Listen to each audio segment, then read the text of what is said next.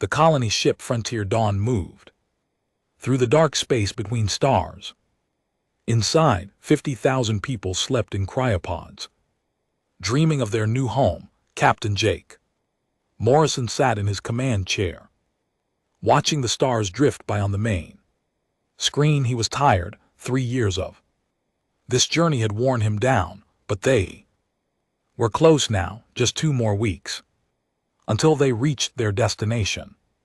"Captain, I'm picking up something strange," Lieutenant Amy Clark said from her station. She frowned at her displays, her fingers moving quickly across the controls. Jake sat up straighter. "What kind of something?" "A distress signal. It's not human. The patterns are completely different from anything in our databases." Amy looked over at him, her face worried. "Should I wake the others?" Jake thought about it. For a moment, they were in unexplored space. Meeting aliens was always a possibility, but distress signals meant trouble. Still, if someone needed help, how could they just fly past? "Keep the colonists asleep, wake up the Marine squad. Let's go see what we found." 20 minutes later, the Frontier Dawn approached a damaged ship that looked nothing like human construction. It was elegant and curved, covered in gold and silver plating that reflected the light from the nearby star, but parts of it were torn open, exposing the interior to space. Fire still burned inside some sections, somehow sustained despite the vacuum. "That's beautiful," Amy whispered. "And badly damaged life signs?" Jake asked. "Yes, about 30. They're grouped together in what looks like the command section." Amy paused. "Captain, I'm also detecting weapons, a lot of weapons. That ship might be damaged, but it's still dangerous." Jake nodded. "Send a message. All frequencies. Tell them we're here to help." They waited for 5 long minutes. There was no response. Then a voice came through the speakers. It was harsh and proud, speaking a language the computer struggled to translate. "Unknown vessel. You will leave this space immediately. The Royal House of Valor does not require assistance from lesser species." "Royal House?" Jake looked at Amy, who shrugged. "This is Captain Jake Morrison of the human colony ship Frontier Dawn. We received your distress signal. We have medical supplies and repair equipment. Please let us help you." Another pause, then the voice came back, angrier this time. "You dare address Princess Kira without proper titles? You insects know nothing of protocol. Leave now or we will fire upon you." Jake was about to respond when his tactical officer, Sergeant Danny Hayes, entered the bridge. Danny was a short man with scars on his face and hands that never stayed still. He'd been a Marine for 15 years and had the steady calm of someone who'd seen everything. "Captain, my squad is ready. What's the situation?" Before Jake could answer, the sensors went crazy. Amy's eyes went wide. "Contact, multiple ships incoming. They're not like the damaged vessel. These are, oh no, these are organic. They're alive." On the screen, dozens of twisted shapes appeared. They looked like a nightmare mixture of machine and insect, pulsing with purple light. They moved in perfect formation, like a swarm of hornets. "Krello swarm," Danny said quietly. "I've heard stories about them. They consume entire worlds." The alien princess's voice came through again, but this time Jake heard fear beneath the pride. "Human vessel the Krellos have found us. If you have any honor, flee. Now there is no saving us." Jake looked at his crew. Amy was scared but ready. Danny was checking his rifle, completely calm. The choice was simple, really. They couldn't just leave. "Danny, take Your squad and get over there. Amy, move us closer for docking. Let's show these Valorans what humans can do. The Marine squad crossed through the docking tube into the alien ship. Danny went first, his rifle up and ready. The interior was larger than human ships built for people, bigger than them.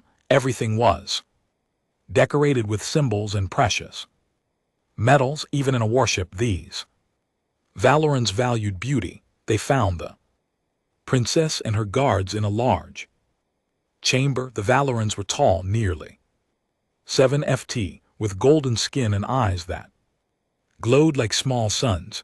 They wore armor that looked ceremonial but was clearly functional. The princess stood in the center, her hand on a long blade at her side. She was beautiful and terrifying at the same time.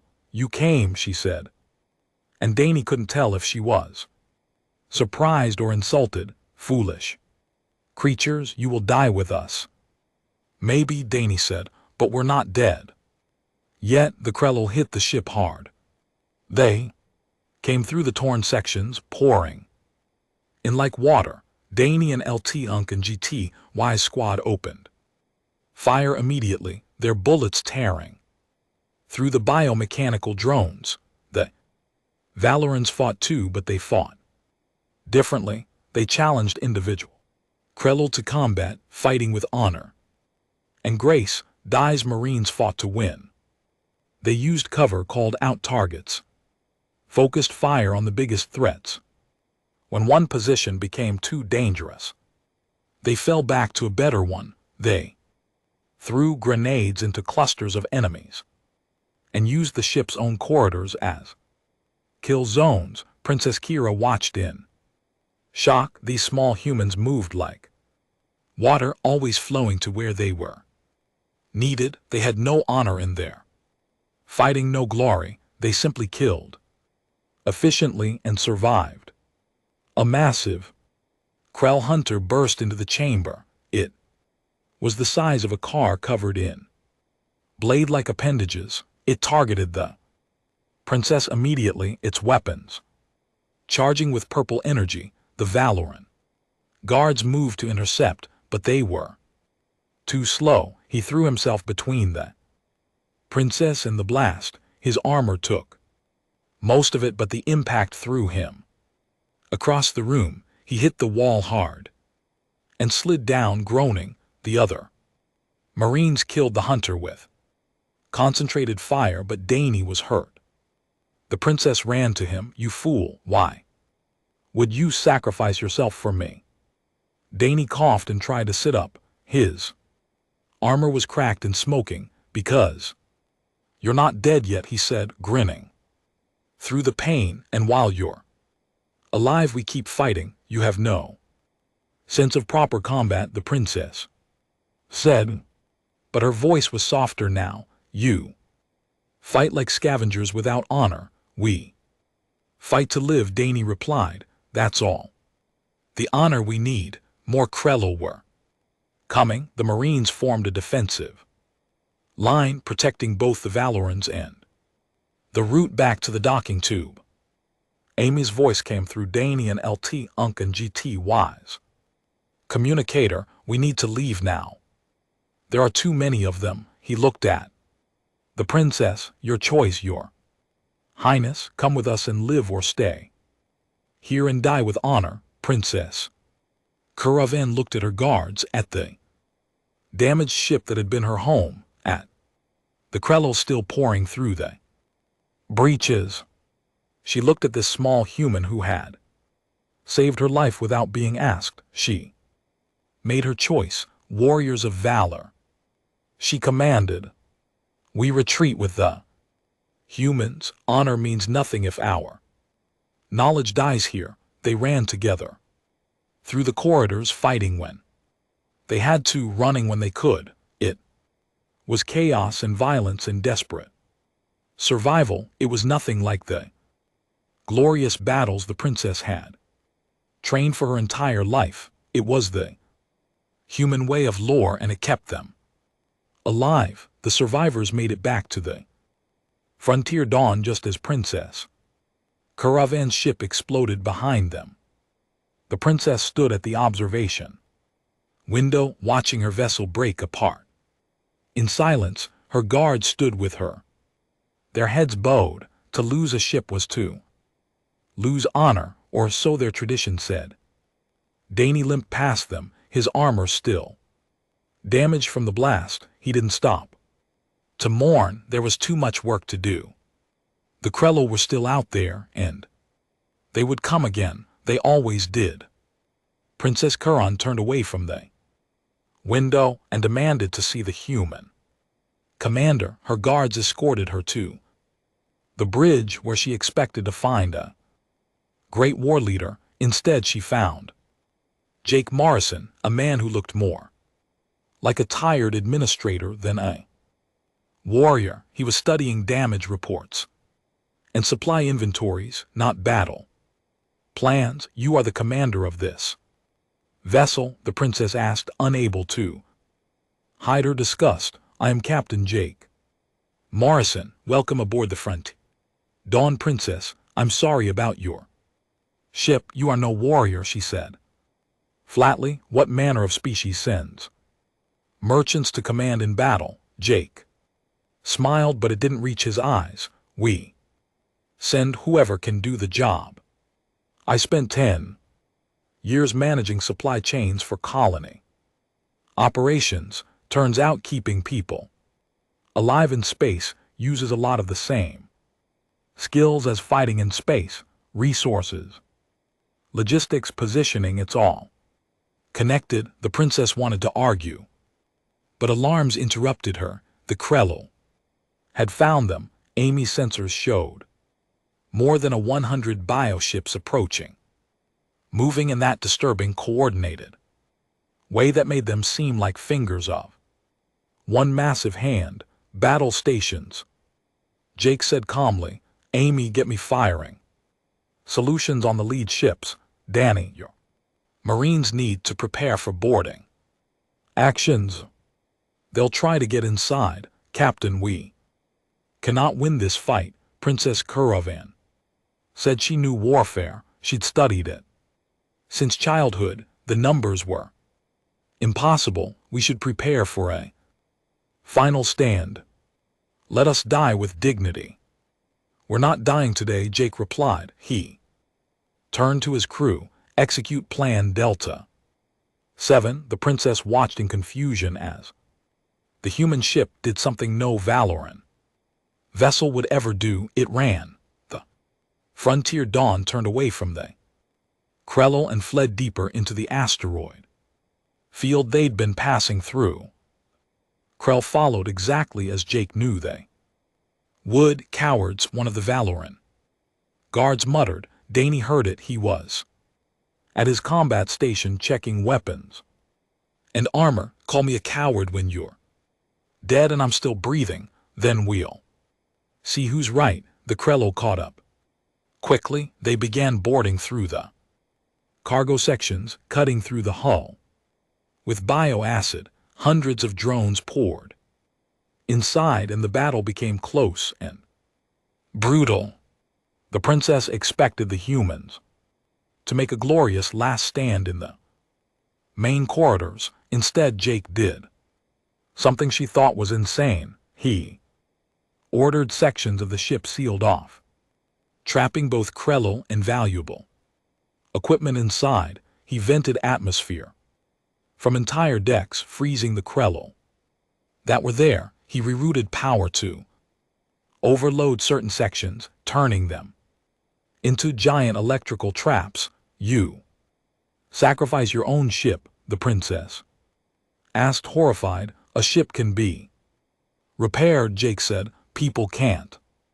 Well, mostly can't. Medical technology is pretty good these days. Danny's squad fought in the maintenance tunnels using their small size as an advantage. The Krello were designed for the larger Valorium physiology. The Marines set up ambush after ambush using the ship's own geography as a weapon. Princess Kira insisted on fighting. She couldn't just stand on the bridge while battle raged. Jake assigned her to Danny and LT Unk and GT, Y's squad, and she followed them into the tunnels. What she saw there challenged everything she believed about warfare. The humans didn't fight like warriors, they fought like hunters, like predators. They used noise to lure Krell into kill zones. They pretended to retreat, then activated traps. They used the ship's waste disposal system of all things to flood corridors with chemicals that burned through Krell armor. At one point, Danny and LT Unk and GT Y's squad was pinned down by a group of Krell soldiers. The princess gripped her blade, ready to charge. It would be a glorious attack, and she would probably die, but she would take many enemies with her. That was the Valoran way. Danny grabbed her arm. That's suicide. Better to die in glorious combat than to hide like prey, she snapped. Better to live and fight tomorrow, Danny replied. He's spoken to his communicator. Amy, you got eyes on our position? Affirmative. Amy's voice came back. I see them. Are you clear of the junction? Pulling back. Now, Dai's squad retreated 20 FT, moving quickly but carefully. The Krell followed, sensing victory. They poured into the corridor junction, roaring their strange mechanical voices. Amy triggered the trap remotely. Fuel cells that the humans had placed there exploded. The blast was massive in the confined space, killing every Krell in the junction and sealing the corridor with debris. Princess Curran stood in shocked silence. You planned this. You wanted them to chase you? Of course, Denny said, reloading his rifle. Why fight fair when fighting smart keeps you alive? You have no honor, the princess whispered, but she wasn't sure if she meant it as an insult anymore. Danny looked at her with those steady human eyes. We have something better than honor, princess. We have tomorrow, we have next week, we have growing old and dying in bed, surrounded by people we love. Your honor is beautiful, but my daughter needs her father alive. I'll take survival over glory any day. The battle continued for hours. The humans used every trick, every advantage, every underhanded tactic they could think of. They fought without honor, without glory, without any of the things that Valoran culture valued, and slowly, impossibly, they started to win. The Krell couldn't adapt to human unpredictability. Every time they thought they understood the pattern, the humans changed tactics. The bioships outside the Frontier Dawn began to pull back, their coordination breaking down. The drones inside the ship were all dead or trapped in sealed sections. When the last Krell ship fled, the human crew didn't cheer. They got to work immediately, putting out fires, sealing breaches, treating wounded. It was practical and efficient, and completely without ceremony. Princess Caravan found Danny in the medical bay, getting his aura removed. He had burns and bruises, but he was alive. You fought well, she said, trying to give him the respect a warrior deserved. We survived, Danny corrected. That's all that matters. In my culture, how you fight matters as much as victory. Danny smiled at her, and it was a kind smile. Despite his pain, different stars, different values, I guess. You Valorans fight to prove you're worthy. We humans fight because we're too stubborn to quit. Neither way is wrong, princess. They're just different. The princess left the medical bay deep in thought. The Frontier Dawn was badly damaged. They needed help, and the nearest allied space belonged to her people. She agreed to guide them to Valor Prime. The capital world of her empire. But as she walked through the damaged corridors, stepping over scorch marks, and seeing tired humans working to save their ship, she couldn't stop thinking about what she'd witnessed. These humans fought without honor, yes, but they fought with something else, something she didn't have a word for in her language. They fought with hope, with determination, with an absolute refusal to accept death as long as life was possible. It should have been weakness. In Valorian philosophy, acceptance of death was strength, but watching these small, soft humans drag themselves toward survival despite impossible odds, Princess Caravan wondered if her people had been wrong about what strength really meant. The journey to Valor Prime would take 3 weeks. Valor Prime hung in space like a golden jewel. The planet's surface was covered in massive fortresses and military installations. Orbital defense platforms surrounded it, in layers enough firepower to destroy entire fleets. This was the heart of the Valoran Empire, and it had never fallen to any enemy. The Frontier Dawn limped toward it, escorted by what remained of Princess Kira's fleet.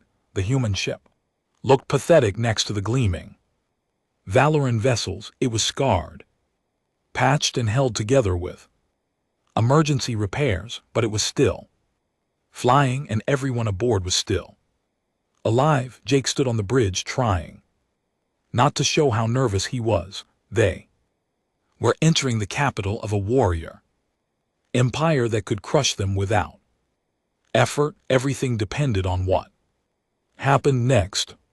Captain Morrison, Princess Curran sent formally. The High Council has agreed to hear your petition for assistance. I have spoken on your behalf, but I must warn you, many of my people see humans as weak. You will need to prove otherwise. How do we prove we're strong to people who are naturally stronger than us? Jake asked. Princess smiled slightly. You already did by surviving. Now you must convince them that survival was skill, not luck. The council chamber was enormous. Hundreds of Valoran nobles and military leaders filled the seats, all watching as the small group of humans entered. Jake felt like an insect under a microscope. Amy walked beside him, her back straight despite her fear. Danny and 5 Marines followed, their weapons stored but their presence commanding respect. At the center of the chamber sat the High Council. War Marshal Theos was massive even for a Valoran, covered in scars from a lifetime of combat. Chancellor Vera was smaller, elegant, her eyes sharp with intelligence, and above them all sat Emperor Corvan the Unyielding, an ancient warrior whose presence filled the room like gravity. Humans, the Emperor and LT Uncan GT's voice rumbled. You have saved my daughter's life. For this you have our gratitude. But gratitude is not alliance, Princess. Caravan has told us much about your methods of warfare. Some find it disturbing. War Marshal Theo stood. They fight without honor. They use tricks and deception. They retreat. Instead of standing firm, they sacrifice ground and equipment. These are not the ways of warriors. They are the ways of scavengers. We fight to live, Jake said calmly. Is that so wrong? Life without honor is not worth living, Theos declared. The chamber echoed with agreements from many Valorans. Chancellor Vera raised her hand for silence. Yet they live, War Marshal. They faced the Krello with a single damaged colony ship and survived. How many of our fleets can claim the same luck? Theo spat. Nothing more, Emperor. Corvan leaned forward. Perhaps we should test this luck. Captain Morrison would You accept a challenge, a war game. Between your Marines and our shock. Troops, no debts but real combat. Conditions, if you prove your methods are truly effective, we will grant you alliance and assistance. If you fail, you may stay long enough to repair your ship. Then you must leave our space. Jake looked at Danny, who nodded. Slightly. We accept. The war game took place in a massive training complex. The objective was simple: capture a fortified position or eliminate all opponents. The Valoran shock troops numbered 30, all experienced veterans. Danny had 10 Marines, including Amy, who insisted on participating. The Valorans were confident. They were bigger, stronger, better armed. Their commander, a veteran named Sarek, had fought in 50 battles. This would be easy. The simulation began. The Valoran shock troops charged directly toward the objective, their formation perfect, their movements coordinated. It was a beautiful display of military precision. Danny and LT, Unk and GT, wise Marines, immediately scattered in different directions. They didn't even try to hold their starting position. The Valorans thought they were seeing a retreat. They charged harder, smelling victory. Then the trap started. Marines had spent the previous hour studying the training complex layout. They'd identified weak walls, narrow passages, blind corners. Now they used everything: smoke grenades filled corridors, flashbangs disoriented clusters of Valoran troops. The Marines used hit-and-run tactics, firing from unexpected angles, then disappearing. Before the Valorans could respond, they climbed walls, used ventilation systems, and attacked from above and below. Sarek tried to maintain formation, but the humans were like ghosts every time his troops moved to engage. The enemy was already gone. His soldiers started taking casualties from traps, ambushes, and crossfire. They couldn't land a single hit on the Marines. Amy led a small team that circled completely around the Valoran force while Sarek was focused on hunting Dai's main group.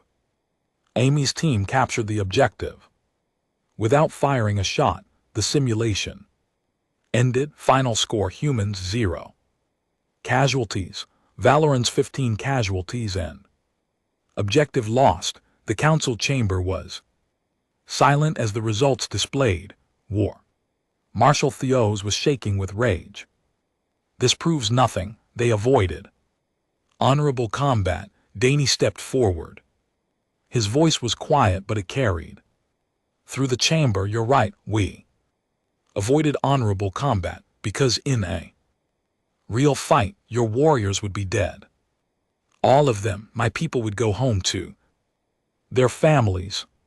Your people would be mourned. You call that cowardice. I call that success. You fight like prey animals using tricks to survive. Theos shouted. We're humans. Danny replied, we are prey animals. Do you know what Earth was like when we evolved? We weren't the strongest. Plenty of predators could kill us easily. We weren't the fastest. We couldn't fly. We didn't have claws or fangs or armor. We should have gone extinct. He walked closer to Theos, and somehow the small human seemed bigger than the massive warrior. But we didn't go extinct. We learned to use tools. We learned to work together. We learned to think 3 steps ahead. We learned that surviving is more important than dying gloriously. Every human alive today is descended from the ones who were too clever, too stubborn, and too adaptable to die. That's not weakness. War Marshal, that's evolution. The chamber erupted in arguments. Some Valorans agreed with Theos that honor was everything. Others saw Chancellor Vera's point that results mattered more than methods. The debate raged for hours. Finally, Emperor Korvan stood. The chamber fell silent immediately. I have fought for 300 years, he said. Quietly, I have won glorious victories and suffered honorable defeats. I have seen brave warriors die with their weapons in hand. It is beautiful, it is noble. He looked at the humans, his ancient eyes thoughtful. But my daughter was saved by warriors who did not care about beauty or nobility. They cared about keeping people alive. I wonder in my old age if we Valorans have confused the means with the end. We fight with honor because honor is worthy, but perhaps we have forgotten that the true purpose of fighting is to protect what we love. He raised his hand. The humans have proven themselves. We will grant them alliance assistance and the right to travel through our space. More than that, we will learn from them. War Marshal Thuros, you will study their tactics. Chancellor Vera, you will negotiate trade agreements, and my daughter Princess Kuran will accompany the humans to their colony world. Let her see what kind of people fight so hard to live. Theos looked like he wanted to argue, but you didn't argue with the Emperor. He bowed his head in acceptance. Princess Kuran approached Jake and Dany. After the council dismissed, my father is wise, she said. I thought I understood you after the battle with the Krello, but I see there is much more to learn. I look forward to the journey. Dany grinned. Just wait until you try human coffee, princess. That's when things get really interesting. Princess had no idea what coffee was, but the way Dany said it made her both curious and concerned. She was learning that with humans, both reactions were usually appropriate. Princess Kira boarded the Frontier Dawn, expecting a warship full of Batley hardened soldiers. What she found instead confused her completely. The corridors were filled with families. Children ran past, laughing and playing. Scientists discussed research in the laboratories. Engineers argued about the best way to repair damaged systems. There was a garden section where people grew vegetables. There was even a small school. This is a colony ship, Jake explained as he gave her a tour. Most of these people aren't warriors. They're farmers, teachers, doctors, artists. They just want to build a new home. But you survived the Krello, the princess said. I saw you fight. We have Marines for protection, Jake replied, but they're a small part of our population. Most humans aren't soldiers, princess. We fight when we have to, but it's not what we prefer. This made no sense to the Valoran way of thinking. In her empire, everyone trained for combat. Strength and martial skill were the highest virtues. A society of non-warriors seemed impossibly vulnerable. She spent the next few days shadowing Dany and LT Unk and GT Wise Marine unit. She watched them train, maintaining their skills even though the immediate danger had passed. Between training sessions, the Marines did ordinary things. They played games, told jokes, complained about the food. Dany spent an hour every evening talking to his daughter through video communication, reading her bedtime stories despite being thousands of light years away. You are a warrior, the princess said to him one day, yet you speak to your child about fairy tales and flowers. How do you separate these parts of yourself? Dany looked at her like she'd asked a strange question. I don't separate them. I'm a Marine because I have a daughter. I want her to grow up safe. The fighting isn't the important part. She's the important part. The Fighting is just what I do to protect. What matters, in Valorant culture, warriors often choose not to have families. It divides their focus from martial excellence.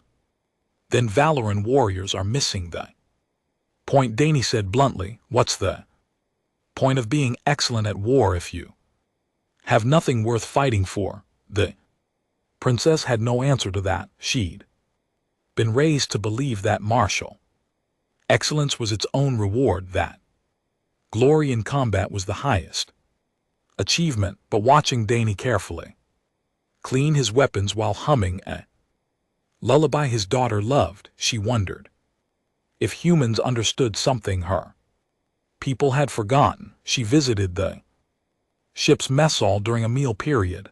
The room was crowded and loud. Humans of all ages sat together, eating and talking. A group of children begged one of the cooks for extra dessert. An elderly couple held hands while they ate. Two engineers argued passionately about power distribution, drawing diagrams on napkins. Amy sat down next to the princess with a tray of food. Try the pasta, she said. It's synthetic, but the cook does something that makes it taste almost real. How can you all be so calm? The princess asked. You faced death days ago. The Krello could return at any moment, yet everyone acts as if nothing happened. Amy took a bite of her pasta, thinking about the question. We're scared, she admitted. Everyone on this ship is scared. We left everything we knew to come out here. We faced pirates, equipment failures, disease outbreaks, and now hostile aliens. Fear is pretty much constant. Then how do you function? Because being scared doesn't help, Amy said simply. We can't fight the Krello by worrying about them. We can't reach our new home by dwelling on what might go wrong. So we live, we eat lunch, we tell jokes, we fall in love, we do all the normal human things despite the fear. Maybe because of the fear that is not logical. Amy grinned. Welcome to humanity, princess. We're not the most logical species, but we're here, we're stubborn, and we refuse to let the universe tell us when to stop living. The princess spent time in the ship school watching human children learn. The teacher, an older woman named Linda, taught them about Earth's history, mathematics, and art. The children were energetic and curious, asking endless questions. Why do you educate them about a world they'll never see? The princess asked Linda after class. Because it's where we came from, Linda replied. Earth made us who we are. Even if these children live their whole lives on a new world, they need to know their roots. They need to understand that humans have always been explorers, always been survivors, always been dreamers. Valorant children study combat and tactics from age 5. Linda nodded. I'm sure that makes them excellent warriors, but these children will be farmers, scientists, artists, leaders. They need different knowledge. Some will become Marines like Danny, and they'll get specialized training, but most will build the society we're fighting to protect. That night, the princess attended a memorial service. The Frontier Dawn had lost 12 Marines. The battle with the Krello, the ship's crew gathered to honor them. There were no grand speeches about glorious death in combat. Instead, people told stories about the fallen. They talked about Marcus, who made everyone laugh with terrible jokes, about Sarah, who was brilliant at chess, about Chris, who sang badly but enthusiastically. They died protecting the ship and everyone on it. They bought us the time to escape and survive. They gave their lives so 50,000 people could reach a new world and build a future. There is no greater sacrifice. We honor them by living the Lives they made possible, people cried. They hugged each other, they shared grief openly without shame. In Valorian culture, warriors who died in battle were celebrated, not mourned. Sadness was seen as weakness, but these humans mourned deeply, and somehow it made them seem stronger, not weaker. Princess Kira found herself sitting alone in the observation deck late that night. Staring at the stars, Danny found her. "There, can't sleep?" he asked, sitting down nearby. "I am confused," she admitted. "My people value strength. Above all, we train for war. We celebrate warriors. We believe that dying in combat is the highest honor. But you humans are weak by our standards. You avoid honorable combat. You use tricks and deception. You value survival over glory, yet you defeated the Krello when my own ship could not." How? Danny was quiet for a moment, looking at the stars. "You know what humans are really good at, Princess? We're good at refusing to quit. The universe has tried to kill us so many times. Ice ages, plagues, predators, disasters. Every time we should have gone extinct. Every time we found a way to survive. That is not strength, that is desperation." Maybe, Danny agreed, or maybe it's the strongest thing there is. Your people are proud warriors. That's beautiful. But we humans, we're survivors. We don't care if it's beautiful or honorable or glorious. We care about tomorrow. We care about seeing our children grow up.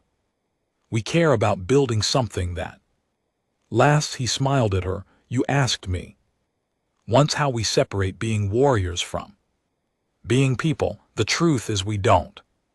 We're always people first. The fighting is just something we do when we have to. Your Valoran warriors fight to prove they're worthy. We fight because we're too stubborn to die when there are people we love waiting for us to come home." The princess felt something shift in her understanding. "In my culture, we say that a warrior who fears death is a coward. We're all scared of dying," Danny said. "Fear is what keeps you alive. It's what makes you careful, what makes you creative, what makes you fight harder. Being brave doesn't mean not being scared. It means being scared and doing what needs to be done anyway. Is that the human way?" Danny laughed. "Princess, there's no one human way. We've got billions of us, all different. But yeah, I guess stubbornness is pretty universal. We're the species that looked at the stars and said, 'I want to go there.' We're the species that faced extinction a dozen times and said, 'Not today.' We're too dumb to know when we're beaten and too mean to quit even when we do." The princess found herself smiling. "Your people are very strange." "We prefer interesting," Danny replied.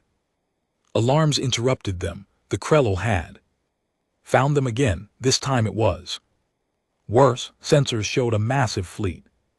Hundreds of ships, all converging on their position. The Frontier Dawn couldn't run. They were weeks from Valoran reinforcements.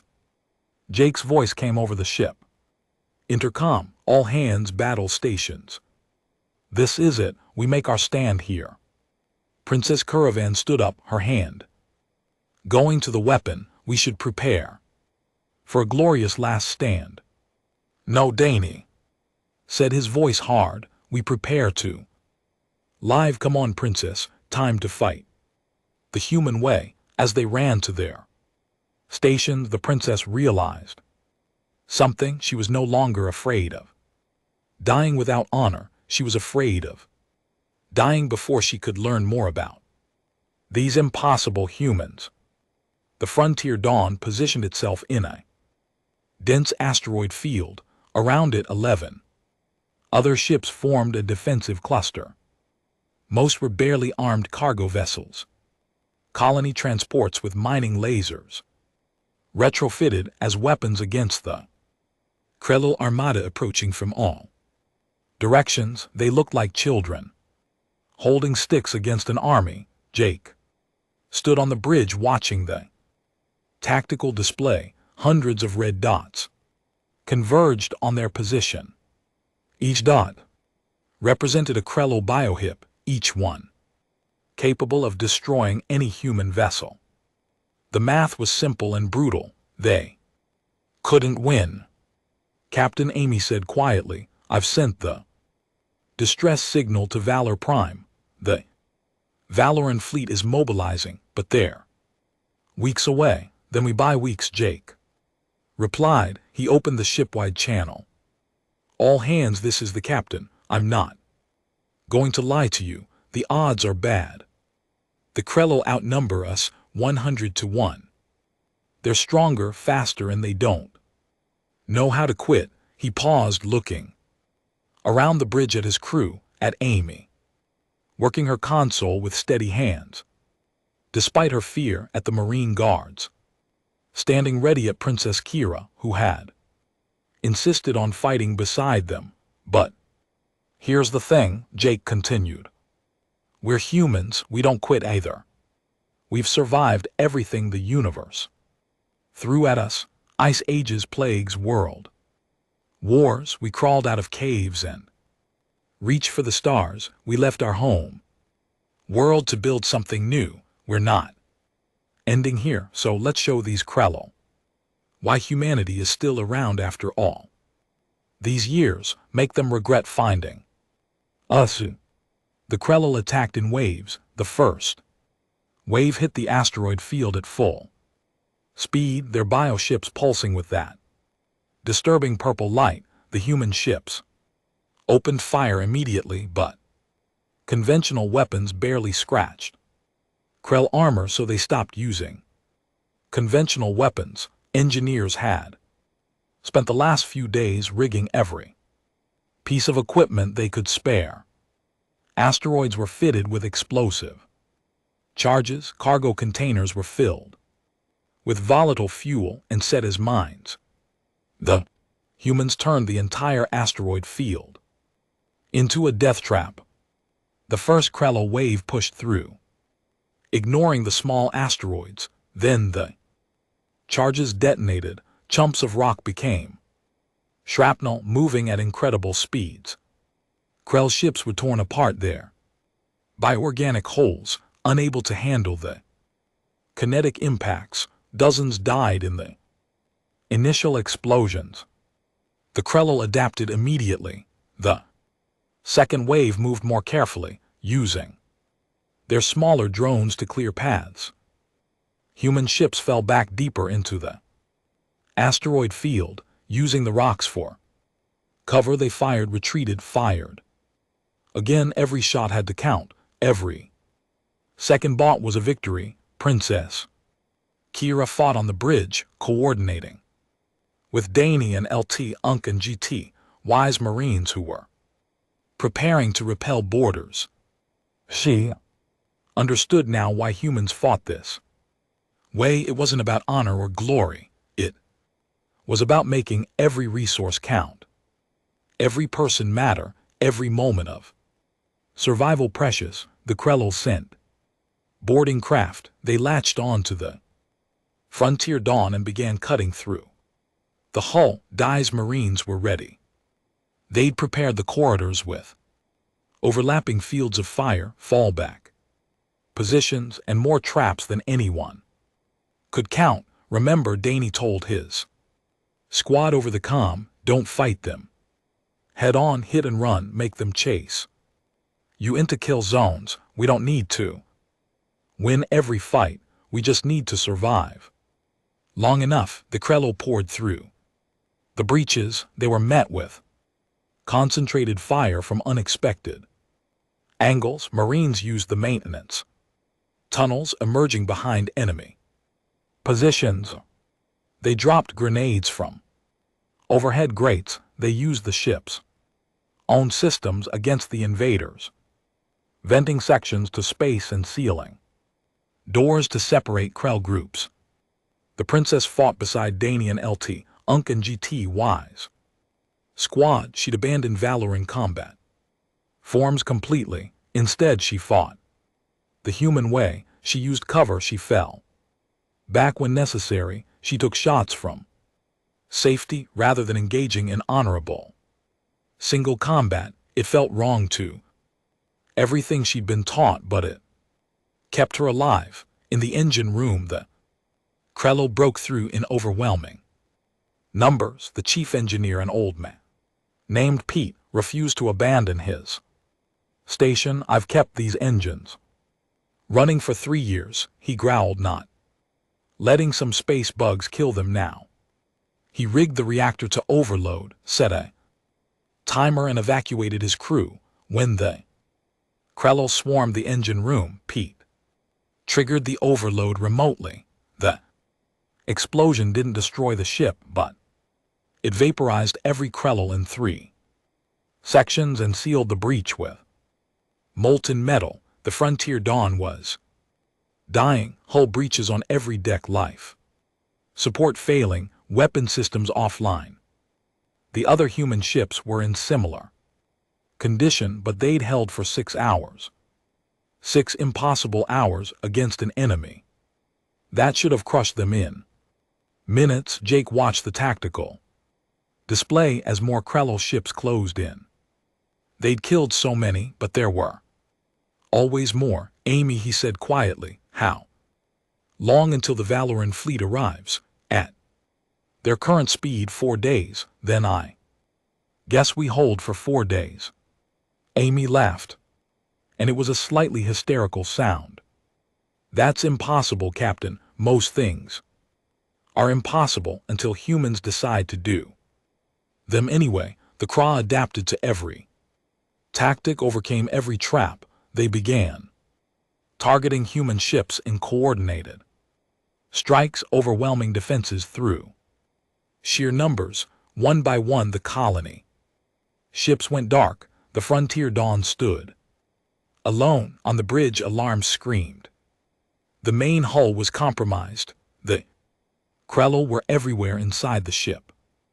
Danny and LT, Unk and GT Wise Marines fell back to the colony sections, forming a final defensive line around the civilians who huddled in the shelters. Princess Kira stood with them, her armor scorched, her weapon nearly empty. She looked at the tired, scared humans around her. They should have broken.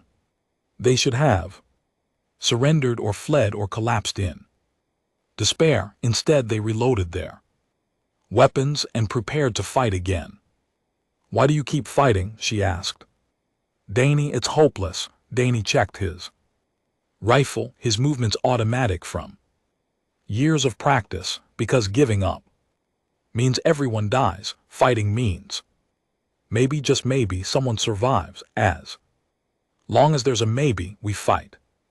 That's insane. Welcome to humanity. The Krello reached the colony section. The final battle was desperate and brutal. Marines fought with empty weapons, using them as clubs. Civilians grabbed tools and fought beside soldiers. Children were hidden in air vents and storage compartments. Every person fought because there was nothing else left to do. Princess Curavan found herself back to back with Danny, surrounded by Krell. She was bleeding, her weapon was gone, but she was smiling, and she didn't know why. Maybe because she finally understood this was why humans survived, not because they were strong, but because they refused to stop. Then the stars changed. The princess saw it through a gap in the hull. Massive ships dropping out of faster than light travel. Valoran warships, dozens of them, led by the Emperor's personal flagship. They traveled at dangerous speeds, pushing their engines to the breaking point, arriving 3 days early. The Valoran fleet hit the Krell armada like a hammer. Their weapons were designed for honorable ship-to-ship combat, but fired with human taught precision at weak points and clusters. Emperor Korin himself led the assault.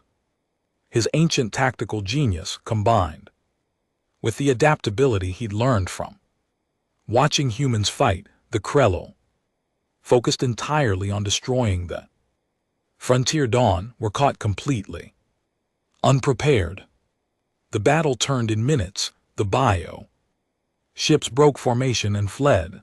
The Valoran fleet pursued, showing no mercy to an enemy that had threatened their allies on the Frontier Dawn. The Marines stopped fighting as the last Krellel died or escaped. Dany collapsed against the wall, breathing hard. The princess sat down beside him. Neither spoke for a long moment. Finally, Dany broke the silence. We lived, barely. The princess replied, but she was smiling. Emperor Korvan boarded the Frontier Dawn personally. Once the ship was secured, he walked through the damaged corridors, seeing the scorch marks, the improvised defenses, the evidence of desperate fighting. He found Jake on the bridge trying to compile a damage report with systems that were mostly offline. Captain Morrison, the Emperor said formally, your distress signal indicated you needed assistance. I expected to find survivors hiding. Instead, I find warriors who held against impossible odds for 6 hours. Jake looked up, too tired to be diplomatic. With respect, Emperor, we're not warriors, we're just people who refuse to die. There is no just about that. Emperor Korvan replied, my people pride ourselves on martial excellence. We train from childhood to face death with honor, but you humans have taught me something. Honor in death is beautiful, but there is greater honor fighting for life so hard that death itself retreats. He turned to address not just Jake, but everyone who could hear. The alliance between valor and humanity is sealed not with ceremony, but with blood shed together and life preserved together. You have earned not just our respect, but our friendship. The Valorian Empire stands with humanity always. Princess Kuran approached her father. They fight without glory, she said, but they fight with hope. Perhaps we Valorans have spent so long learning how to die. Well, we forgot how to live. Well, then you will teach us, daughter. The Emperor said, you will stay with these humans, learn their ways, bring that knowledge back to our people. Let us combine valor and strength with human persistence. Together we will be unstoppable. Days later, the Frontier Dawn reached the colony world. It was beautiful, with blue oceans and green continents. Valoran engineers had helped repair the ship enough to make landing. The colonists emerged from their shelters, seeing their new home for the first time. Princess Kuravan stood with Dany and Amy, watching the first shuttles descend. What will you do now? She asked. The war is over. Dany smiled, and it reached his eyes this time. Now we build, we plant crops, we raise families, we make schools and homes and parks. We live, princess. That's what humans do. We survive the war so we can enjoy the peace. The princess watched children run laughing toward the shuttles, excited to explore their new world. She watched families embrace. She watched Jake already planning the first settlement, talking about irrigation and power generation. She'd come to the humans expecting to see warriors. Instead, she'd found something more impressive. She'd found survivors who fought not for glory but for tomorrow, who valued life more than honor, who were too stubborn to quit and too hopeful to give up. I have much to learn, she said quietly. We all do. Amy replied, that's the fun part. As the sun set on humanity's new home, Princess Purin understood what had stunned her about humans. It wasn't their tactics or their weapons or their clever tricks. It was their absolute, unreasonable refusal to accept defeat.